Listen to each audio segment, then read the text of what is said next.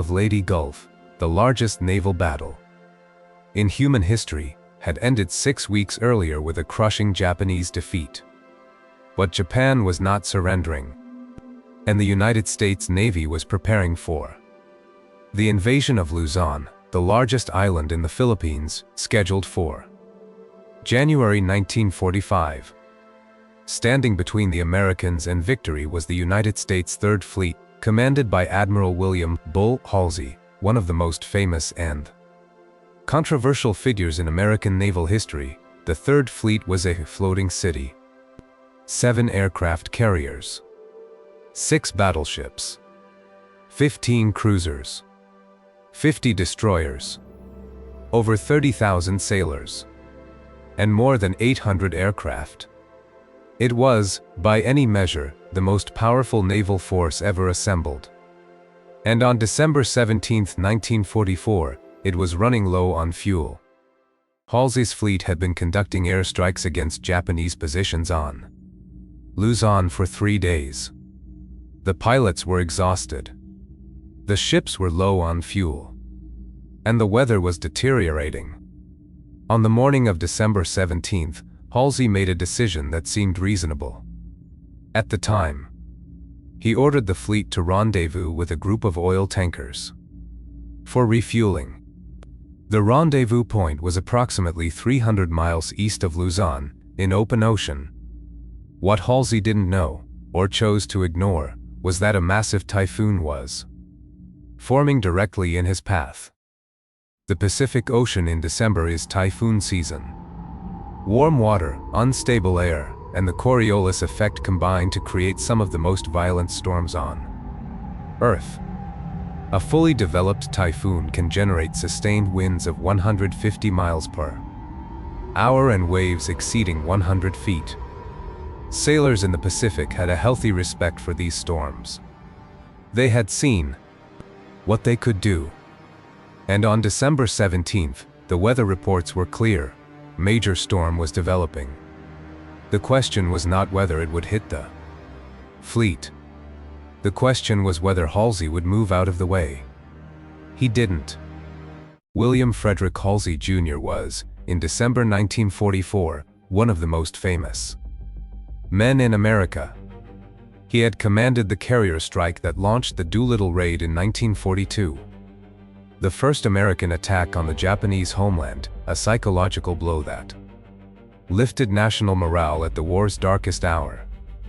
He had led the naval forces at Guadalcanal, turning the tide of the Pacific War. He had been promoted to Fleet Admiral, one of only 4 men to hold that rank during World War II. The press loved him. The public adored him. President Roosevelt called him the greatest fighting admiral in American history. But Halsey had flaws. Serious ones. He was aggressive to the point of recklessness. He had abandoned his post at Leyte Gulf 6 weeks earlier to chase a Japanese decoy fleet, leaving American transport ships vulnerable to attack. The decision had nearly cost the battle, and had drawn sharp criticism from other admirals. He was also stubborn. When Halsey made a decision, he stuck to it. And on December 17, 1944, he had decided to refuel his fleet. The weather reports were unequivocal. Multiple ships in the fleet had reported barometric pressure dropping rapidly, a classic sign of an approaching typhoon. The destroyer USS Maddox had sent a message at 10 a.m. on December 17th warning of dangerous weather approaching. Rear Admiral Gerald Bogan, commander of Task Group 38.2, sent Halsey a direct message: "Are we to remain in this area until the weather makes refueling impossible?" Halsey's reply: "Yes." At 1 p.m., the destroyer USS Spence reported winds of 60 knots and waves of 30 feet. The ship was already having difficulty maintaining formation. Halsey did not change course. The decision to remain in the refueling area was driven by operational necessity. Halsey's carriers needed fuel to continue airstrikes against Luzon. The invasion of Luzon was scheduled for January 9, 1945, just 3 weeks away. Every day of delay gave the Japanese more time to reinforce their defenses. But operational necessity does not override physics. And the physics of a Pacific typhoon are absolute. By 10 p.m. on December 17th, the fleet was enveloped in the outer bands of the storm. Winds reached 70 knots. Waves topped 40 feet. Refueling operations, already difficult in calm seas, became impossible. Oil hoses were snapping. Tankers were rolling so violently that fuel spills covered their decks. Halsey finally canceled the refueling. But instead of ordering the fleet to sail south, away from the storm's path, he ordered a turn to the northwest, directly into the typhoon's center. The reason? Halsey believed the storm was smaller than it actually was. He thought he could sail around it. He was wrong by approximately 200 miles. December 18, 1944. Dawn. The Third Fleet was no longer a naval formation. It was a collection of ships, fighting individually for survival. The typhoon had intensified overnight. By morning, sustained winds exceeded 100 knots, 115 miles per hour. Gusts reached 140 knots. The barometric pressure had dropped to 27.3 inches, one of the lowest readings ever recorded in the Pacific. And the waves were unlike anything the sailors had ever seen. In the open ocean, waves are generated by wind. The stronger the wind and the longer it blows over the same stretch of water, the larger the waves become. In a typhoon, where winds of 100+ knots blow continuously for 12 to 18 hours, across hundreds of miles of ocean, the waves reach extraordinary heights. Witnesses later reported waves of 70, 80, even 90 feet. For perspective, a 90-foot wave is taller than a 7-story building. It is taller than the Statue of Liberty from feet to torch. And these waves were not rolling swells. They were breaking walls of water that crashed down with the force of avalanches.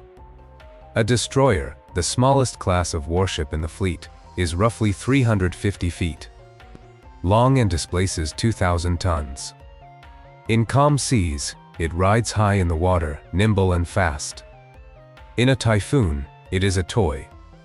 The destroyers were the first to break. The USS Hull was a Fletcher-class destroyer, commissioned in 1944. She was 376 feet long, carried a crew of 273 men, and was armed with 5 5-inch guns and 10 torpedo tubes. She had survived combat in the Pacific. She would not survive this storm. At approximately 11 a.m., the hull rolled to port, far beyond her design limit. Water flooded through her ventilators and hatches. Her captain, Commander George Davis, ordered the crew to secure all watertight doors. But the rolls kept coming. Each wave pushed her farther over.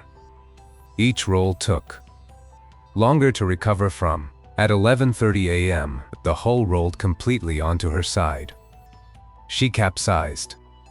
202 men went into the water. Only 62 would survive. Commander Davis was not among them. The USS Monahan was next. She was older than the Hull, a Clemson-class destroyer commissioned in 1924. At 314 feet, she was smaller and less stable than the newer ships.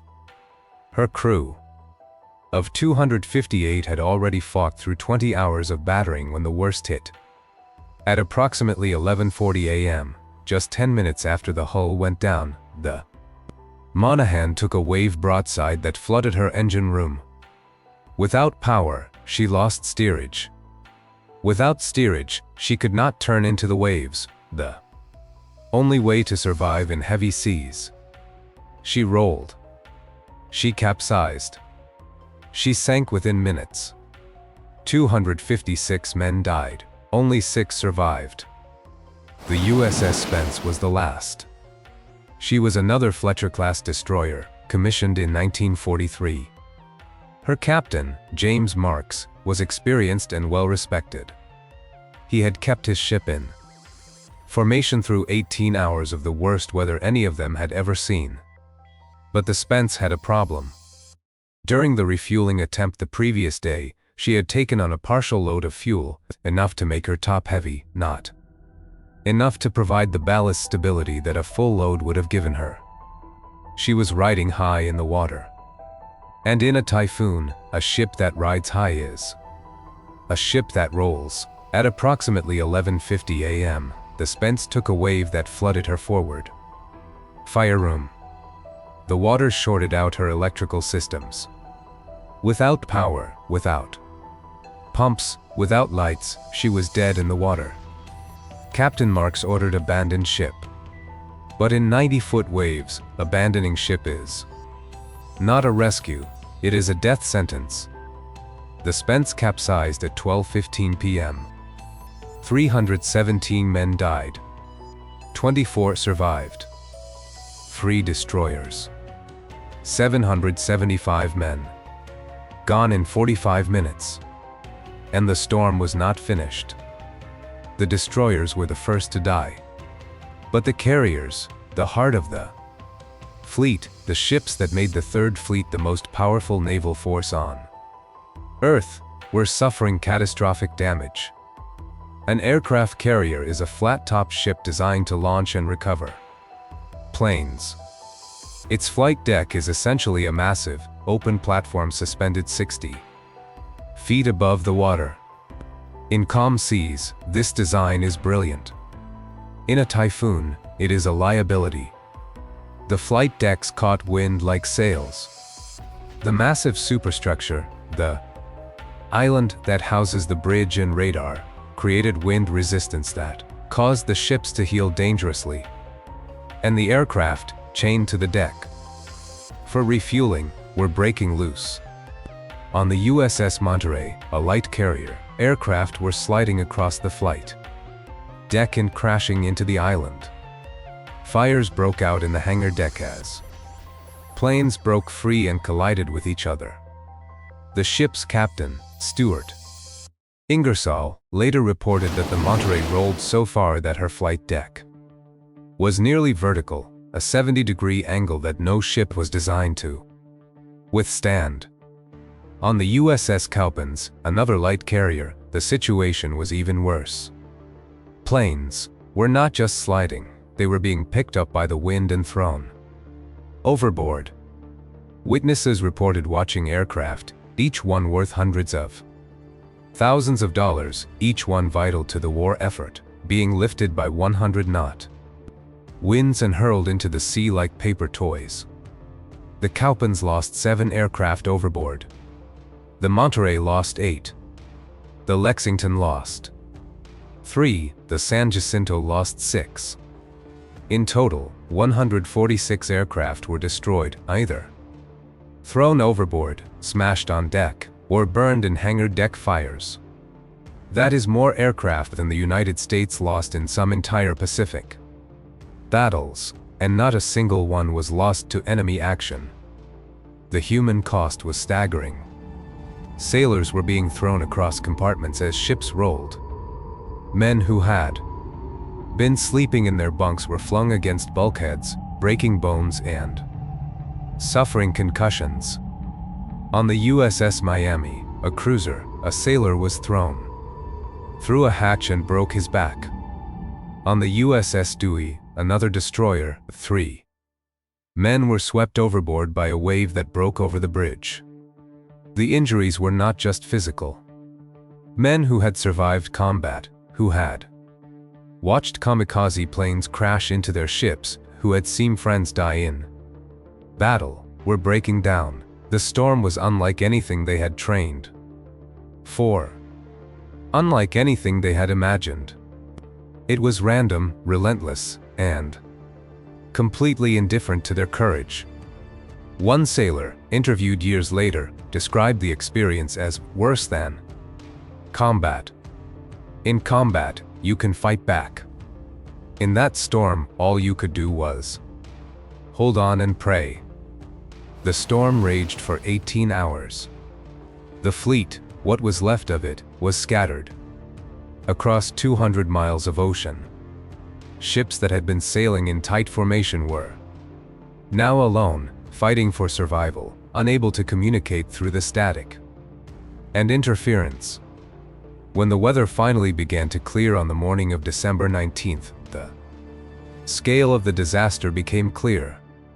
3 destroyers sunk, 146 aircraft destroyed, 790 men dead, over 80 injured, 9 ships damaged beyond immediate repair, and not a single Japanese plane, ship, or submarine had been involved.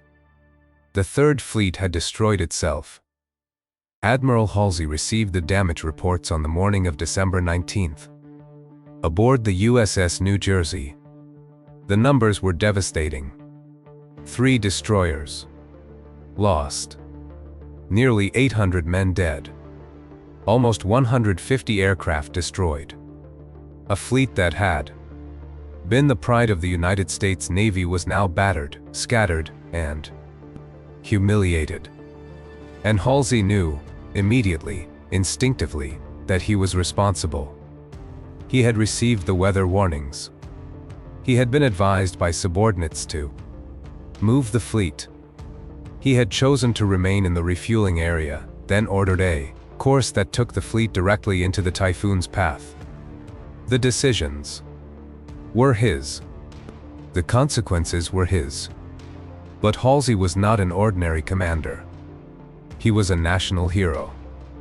And national heroes are not easily punished. The Navy faced a dilemma. Court-martialing Halsey would have been a public relations catastrophe. He was one of the most recognizable figures in America, the face of victory in the Pacific. To charge him with negligence would be to admit that the Navy's greatest hero had made a catastrophic error. It would damage morale. It would embolden the enemy. It would raise questions about every decision Halsey had ever made. So the Navy chose a different path. On December 26, 1944, just 8 days after the disaster, Admiral Chester Nimitz, Commander-in-Chief of the Pacific Fleet, ordered a court of inquiry. Not a court-martial. An inquiry. A fact-finding mission with no power to punish. The inquiry lasted 3 weeks. It heard testimony from 48 witnesses, including Halsey himself. It reviewed weather reports, ship logs, and radio transmissions. And when it concluded on January 15, 1945, it delivered a verdict that was as predictable as it was cowardly. The Court of Inquiry found that Halsey had committed errors of judgment in remaining in the refueling area and in his subsequent course changes. But it concluded that these errors were not attributable to negligence. In other words, Halsey made mistakes, but he didn't mean to. And because he didn't mean to, he would not be punished. The report recommended that Halsey be admonished, a formal reprimand that would appear in his personnel file but would have no practical consequences. Nimitz delivered the admonishment personally. Halsey accepted it. And that was the end of it. No court-martial. No demotion. No removal from command. Halsey remained in charge of the Third Fleet. He would go on to lead the fleet through the invasion of Luzon, the Battle of Okinawa, and the final operations against Japan. And the 790 men who died in the typhoon? They received no public memorial. No congressional inquiry. No Hollywood movie. They were buried in mass graves at sea or sent home to their families in closed caskets, their deaths attributed to operational accidents or weather-related incidents. The Navy did not want the public to know how they had died, and the public, focused on the final push toward Japan, did not ask. The Navy's handling of Typhoon Cobra was not just lenient.